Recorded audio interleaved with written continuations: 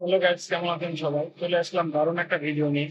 আমরা WhatsApp, imo, মেসেঞ্জারে অনেক সময় মেসেজ করতে করতে দেখা যাচ্ছে একটা মেসেজ পাঠাইছে, পাঠানোর কিছু মুহূর্ত পরে ডিলিট করেছে আমরা না দেখার আগে। আপনি চাইলেই কিন্তু সেই মেসেজটাও দেখতে পারবেন।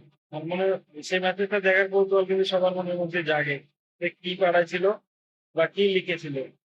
কিভাবে মেসেজটি দেখতে পারবেন আমি আপনাকে সম্পূর্ণ দেখিয়ে দেবো।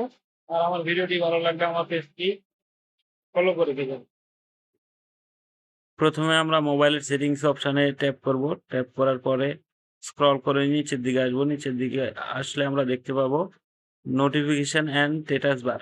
এখানে ট্যাপ করব। ট্যাপ করলে লোডিং হবে। লোডিং হওয়ার পরে আমরা আবার স্ক্রল করে নিচের দিকে আসবো। নিচের দিকে আসে দেখব মোর সেটিং। মোর সেটিং এ ট্যাপ করলে আমরা নিচের দিকে লক্ষ্য করব নোটিফিকেশন হিস্ট্রি। এখানে নোটিফিকেশন হিস্ট্রি অফ আছে, অন করে দিব আমরা। অন করে দিলে আমাদের যে মেসেজ পাঠানো হবে মেসেজ পাঠানোর পরে ডিলিট করে দিলে এখানে এসে তা আমরা দেখলেই পাবো। আর যদি অফ করা থাকে তাহলে কিন্তু পাবো না। সবগুলো মোবাইলে নাও থাকতে পারে, তবে বেশি